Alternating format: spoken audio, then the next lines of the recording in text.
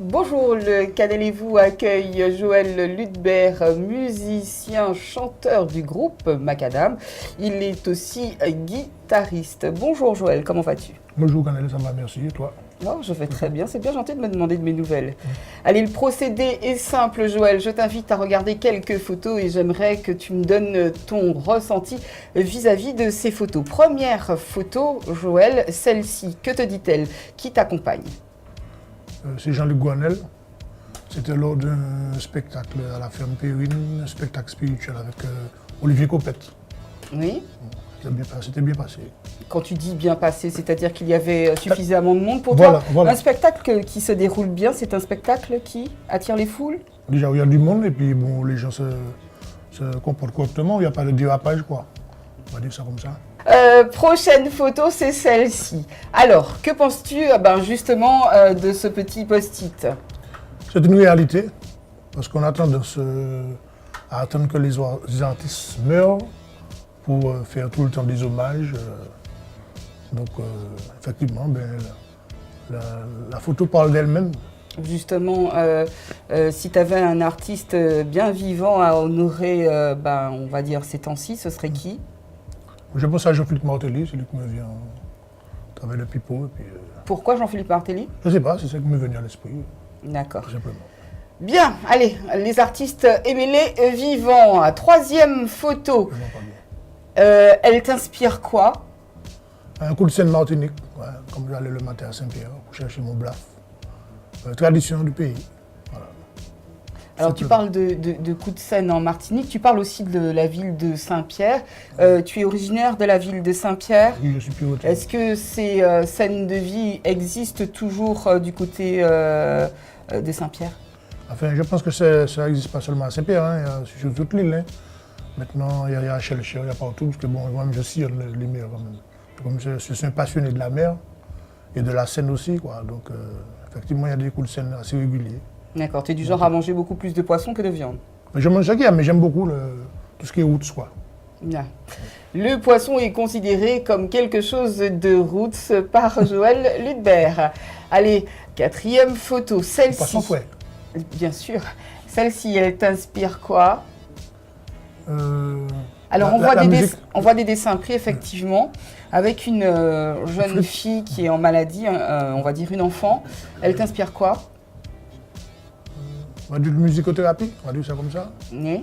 Et puis toujours un enseignement, une transmission de la musique aux plus jeunes, quoi. Selon toi, la musique a réellement des effets sur les gens qui sont malades? L'organisme, oui, je pense que oui. Déjà moi, des fois quand je ne me sens pas bien, après une séance de chœur ou bien une séance de studio, même une prestation, on se sent déjà mieux, quoi. On a déjà évacué tout ce qui est déjà de négatif. Que penses-tu de l'artiste que nous voyons? Dédé.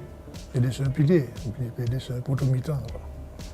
C'est tout, simplement. Par contre, Dédé, c'est pour aussi, aimer les vivants. D'accord.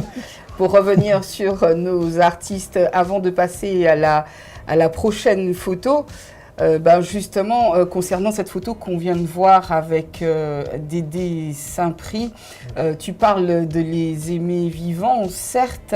As-tu déjà joué avec Dédé Saint-Prix sur scène? Oui, absolument. J'ai eu l'occasion de travailler avec lui au Bébé Antilles, à la Péniche. Et puis on a travaillé aussi ensemble à l'époque de 5 éléments, l'imprévu. D'accord. Et quel est le genre de musique que vous avez pu distiller tout en sachant que Dédé Saint-Prix est très, très ancré dans le traditionnel? Eh bien, on avait tout simplement reçu Dédé Saint-Prix, un jour c'est morceau avec lui. Hein. D'accord. C'est chose facile de jouer les morceaux de Dédé? Disons que dès qu'on a répété, on a mis en place avant, il n'y a pas de souci, quoi. Bien. Nous passons à la dernière photo et voilà, je voudrais savoir ce que ça t'inspire. La vie Bocaille, la Chine, la Tchicochon. Ouais, la vie Bocaille. Hein. Tout simplement. Ouais, c'est-à-dire que on chante. Après moi, sous les chanteurs en bon pidgin, sous les chanteurs en belle mazouka, il faudra manger un chez nous, quoi. D'accord. Tu es du genre à manger les fruits et les légumes de ton pays? Absolument. C'est ça qui te met Jockman, comme on dit. Et penses-tu que tu es, comment tu dis? Jockman. Tu es un... Jockman. Oui. Absolument. En quoi es-tu un Jockman? Parce que tu manges tout simplement ce Voilà, jeu. voilà, tout simplement. Bon. Ça, des tinets, fouilles à pain. Alors pour que vous soyez Jockman, comme dit l'invité du jour, mangez et buvez, mangez Bocaisotte.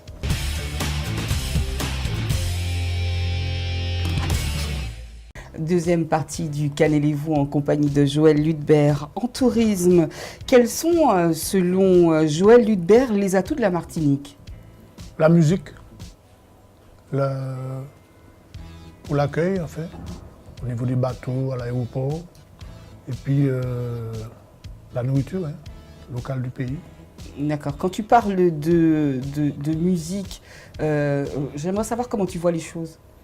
C'est-à-dire que j'ai beaucoup eu l'occasion de travailler sur les ports, on a eu à la vue des bateaux et puis à l'aéroport aussi. Donc je pense que le touriste qui arrive en Martinique et qui entend déjà la musique du pays, ça donne déjà un avant-goût de ce qu'il peut avoir à visiter. Puis après, je mets en avant le côté culinaire, quoi. Je peux faire déguster les bons plats du pays et puis tout ce qui est à découvrir au niveau de la nature, mer, rivière et tout ce qui s'ensuit. Je vais te demander de me proposer un menu justement touristique en 2 temps, 3 mouvements. Un touriste, arrive dans ton restaurant, tu lui proposes quoi aujourd'hui? Alors, on a entrée des aquas, de morue ou de crevettes comme il veut, et puis un bel macadam. Toujours de la morue? Ouais, macadam, ça veut dire qu'on peut faire autour de la morue, et puis un blanc manger coco pour terminer. D'accord, pas mal, c'est à voir. Une façon de voir les choses. Sans oublier le petit punch avant, on a dégustation. Ça s'appelle. Et puis digestif aussi, quoi. D'accord. À l'école, étais-tu celui qui rêvassait au fond de la classe ou celui qui était toujours devant et toujours attentif? On va dire que j'étais au milieu. Moi, je travaille sérieusement. Bon, c'est vrai que j'avais déjà mon côté un petit peu turbulent par rapport à la musique parce que j'étais déjà attiré par la musique assez tôt aussi. Alors, le côté rebelle est venu, je suppose, à l'adolescence, tout simplement parce que tu suivais ton oncle qui était dans la musique, c'est cela? Non, pas du tout. Le côté rebelle est venu par rapport au milieu même musical, qui à force de faire des coups de cœur, vous en dit aussi, et puis vous a guéri. Donc, en fait, ça m'a changé, quoi. Ça a changé la personnalité. Des regrets? Pas du tout. Bien. Allez, troisième question. La grève de 2009 dans le département a-t-elle mené des avancées sociales réelles ou elle n'a servi à rien? Je pense que ça n'a servi à rien du tout. Les prix ont augmenté. En tout cas, nous, c'était super pour nous à Saint-Pierre parce qu'on a la scène tous les jours. Moi, j'ai des dîners avec les amis. Je pense que ça a quand même aussi recréé les liens entre nous parce que, étant donné que tout le monde n'était pas obligé d'aller travailler tous les jours. Donc ça a resserré quelques liens d'antan, quoi, où chaque voisin était plus proche l'un de l'autre. On était beaucoup plus solidaires, quoi. C'est tout ce que j'ai retenu de cette grève. Tout ce que tu as retenu de cette grève? Enfin, ce qui me concerne après, bon, comme je disais tout à l'heure, les prix n'ont rien abaissé, au contraire, ça a augmenté. Et puis voilà. Les têtes de Salman Rushdie, pour avoir écrit un livre sur le Coran, a été mise à prix par l'islam pour éradiquer les racines de la conspiration anti-islamique. Qu'en penses-tu? Bon, ça a toujours été, il y a toujours eu des guerres dans ces pays, donc après, comme on dit, bon, c'est la vie. D'accord, tout simplement, tu n'approfondis pas les choses.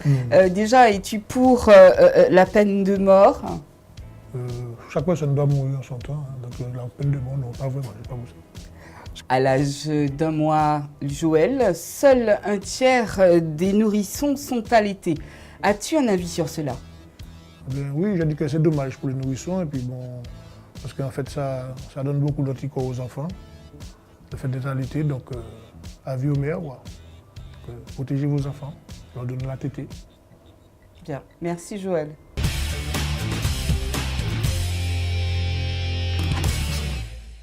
Heureuse d'avoir accueilli Joël Ludbert dans le Cannelez-vous. C'est un moment plaisir, Joël. Merci à toi. Merci, plaisir partagé. Oh, si tu le dis, je m'en sens, comme je l'ai dit précédemment, heureuse.